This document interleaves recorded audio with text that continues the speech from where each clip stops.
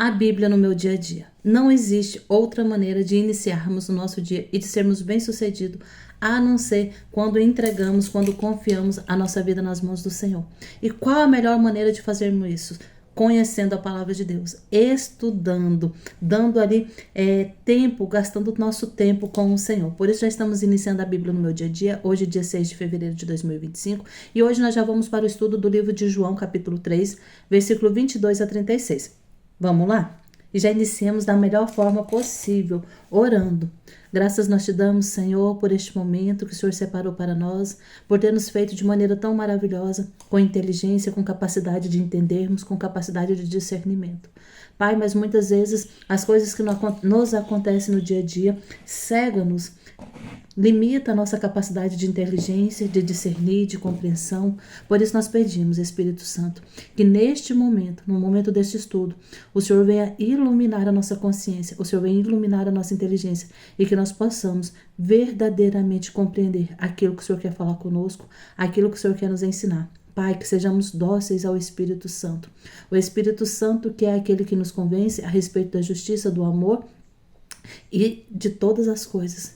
Então, que o Senhor venha nos convencer a respeito daquilo que o Senhor quer para nós. Amém? Glória a Deus. Já estou aqui com as minhas canetas, todas aqui. Espero que você já tenha preparado sua caneta, seu caderno, a sua Bíblia, a palavra de Deus. E já vamos lá para o nosso estudo. Vamos começar. João capítulo 3, versículo 22. Em seguida, foi Jesus com seus discípulos para os campos da Judéia, e ele se deteve com ele, e batizava, também João batizava em Enom, perto de Salim, porque havia ali muita água, e muitos vinham e eram batizados.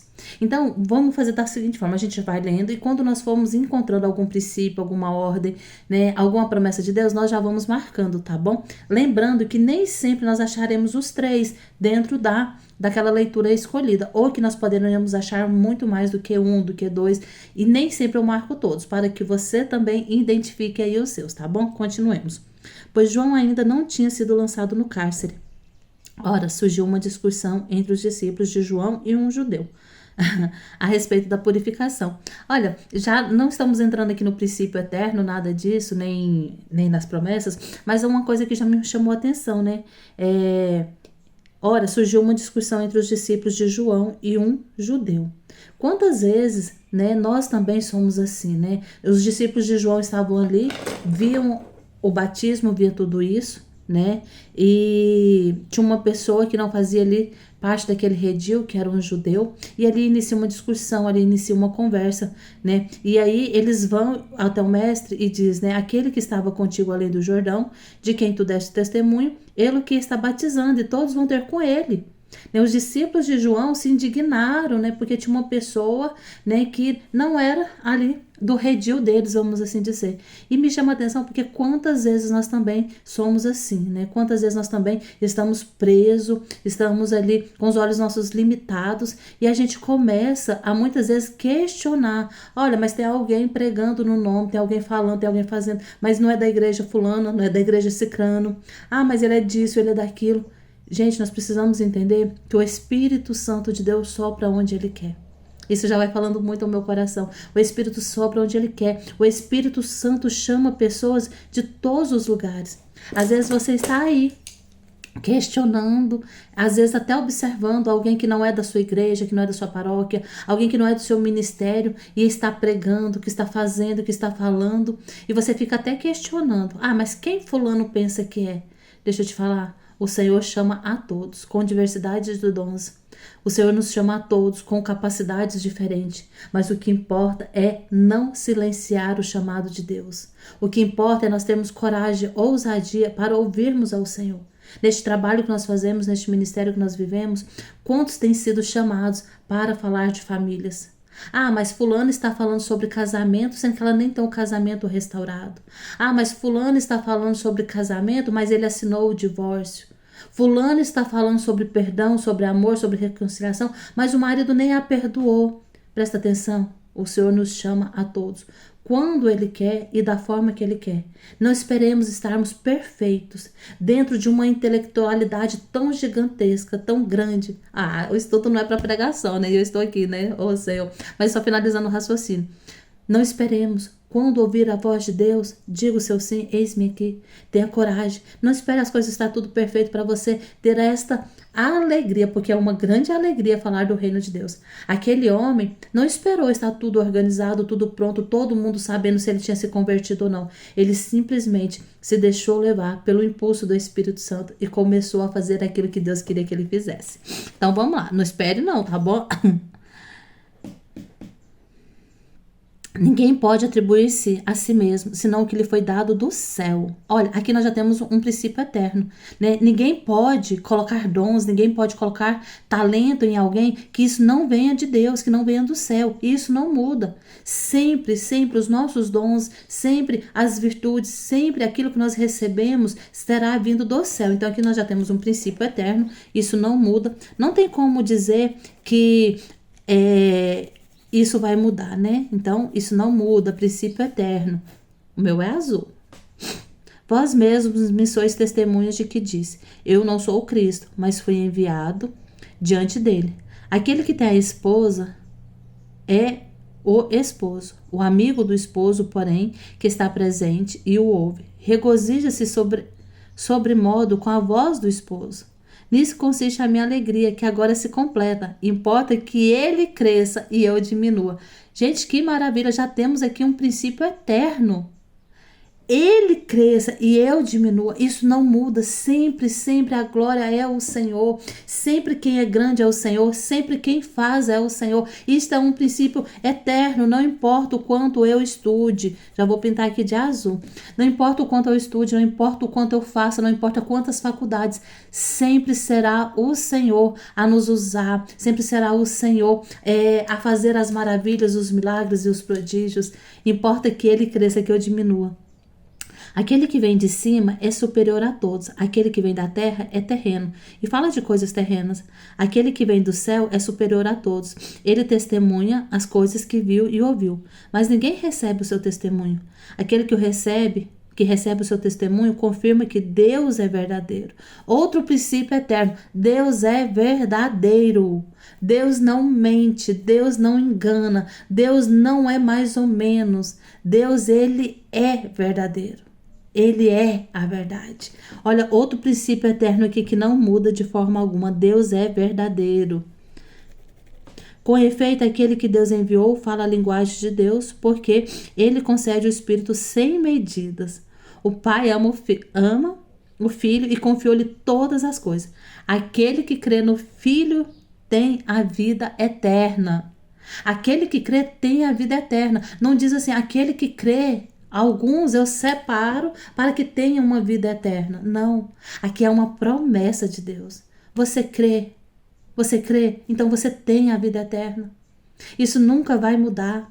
Quando nós vivemos a experiência de crer em Jesus, às vezes dentro de um casamento fracassado, dentro de uma dificuldade financeira, dentro de um problema de saúde, se eu creio, eu não vou perecer, eu terei a vida eterna. Eu estou buscando a vida eterna, porque uma alma que veio de Deus, ela só pode se completar, ela só pode ser feliz em Deus. E nós voltaremos para Deus, nós temos a vida eterna. Promessa, a minha promessa, cor rosa. Quem não crê no Filho não verá a vida, mas sobre ele pesa a ira de Deus. Sobre ele pesa a ira de Deus. Aqui no nosso estudo de hoje, nós encontramos princípios eternos, nós encontramos promessas, e eu já estou passando aqui para o meu caderno, né? Os princípios eternos que eu marquei, também as promessas de Deus. E aqui não encontrei nenhuma ordem, né? Você encontrou? Se você encontrou, depois deixa aqui para os comentários para mim se você encontrou alguma ordem da parte do Senhor. Porque às vezes o Senhor pode, né, falar com você e pode ter passado desapercebido para mim. Então deixa para mim aqui nos comentários. E aqui o que é mais importante também. O que Deus falou comigo? Qual versículo chamou mais a minha atenção? Olha, para mim, não sei se vocês concordam ou perceberam, mas para mim me chamou muito, muito a minha atenção aqui no versículo 30, onde diz: importa que ele cresça e eu diminua. Eu já vou anotar aqui. Importa que ele cresça e eu diminua. Deus sendo tão grande, Deus ele sendo tão maravilhoso, ele sendo Deus, ele não precisando de nós para nada. Ele quis contar conosco. Ele quis se fazer achado de nós. Então, que ele cresça e eu diminua. Ele se fez tão pequeno para ser achado, encontrado. E enche meu coração, porque qualquer um de nós, a qualquer momento, seja dia, seja noite, que entrarmos em uma igreja, que formos diante do altar do Senhor, nas igrejas, e a gente está ali diante do Santíssimo, do Deus dos deuses, o Senhor dos senhores, o Rei dos reis. Você pode ser um advogado, você pode ser um morador de rua, pode ser até um animal, um cachorro que entra dentro da igreja. Ali estará o Cristo. Ali estará o Senhor que se deixa encontrar. Então isso é se fazer pequeno. Se fazer pequeno para que todos possam ter acesso a Ele. E aí aqui vem dizer, convém que eu diminua para que Ele cresça. Mas Ele quis nos ensinar. Ele nos ensinou primeiro a regra. Ele nos mostrou como fazer. Ele, sendo Deus, se fez pequeno. Se a gente se ajoelhar no nosso quarto, você pode estar no seu quarto agora. Você pode estar num palácio. Você pode estar num presídio. Você pode estar no hospital. Não importa onde você esteja neste momento. Se você dobra os seus joelhos, se ali você clama, Abba, Pai. Papaizinho, meu Pai. Ele se deixa encontrar. Veja, aqui está dizendo que ele cresça e eu diminua, mas ele faz a lógica contrária, ele inverte as coisas, ele se faz pequeno, para que eu, no ápice da minha grandeza, da minha arrogância, no ápice da minha autossuficiência, daquele momento em que tantas vezes eu me acho tão grande, tão acima do bem e do mal, ele pequeno vem e se deixa encontrar. Porque aqui quando eu encontro Cristo, quando eu encontro Deus vivo, verdadeiramente tu és o Cristo, Filho do Deus vivo, ali toda a minha grandeza, toda a minha arrogância, tudo aquilo que era suficiente para mim, já não existe mais. Já fica pequeno demais perto deste Deus grandioso que se faz pequeno para ser encontrado por nós. E aqui o Senhor falou no meu coração. Convém que ele cresça e que eu diminua. Porque é isso que importa. Porque quando eu me diminuo, quando eu me faço pequena, quando eu me deixo ser amada por um Deus tão grande, eu entendo tantas coisas. Eu vejo que as coisas grandes deste mundo já não são nada se comparados a um pequeno encontro com o nosso Deus. Um pequeno encontro com o nosso Deus. Eu vou parar por aqui, porque senão eu vou passar horas e o nosso estudo não é para ficar muito grande, né? Como colocar em prática? Como colocar este versículo em prática? Vai fazendo o seu estudo, vai pedindo ao Senhor aquilo que o Senhor falar com você. O Senhor falou que sim comigo, mas coloque o seu, peça o Espírito Santo e você coloque aí como colocar em prática. Eu vou ficar por aqui finalizando como colocar em prática, né? Que o Senhor vai falando comigo, aceitando, né? Com sabedoria, as contrariedades e provações que chegam. Conhecendo que Deus sabe muito mais do que eu, reconhecer que a vontade dele é boa, perfeita e agradável, tendo a mansidão, a humildade. Isso me leva a aceitar todas as situações, mesmo que eu não entenda, mesmo que eu não compreenda, mas eu aceito, porque eu sei da grandeza de Deus. Eu sei que ele é soberano. Então eu vou ficando por aqui, continuar escrevendo aqui o que o Senhor está falando ao meu coração e que você continue aí fazendo o seu estudo com a certeza de que o Senhor, Ele está no meio de nós.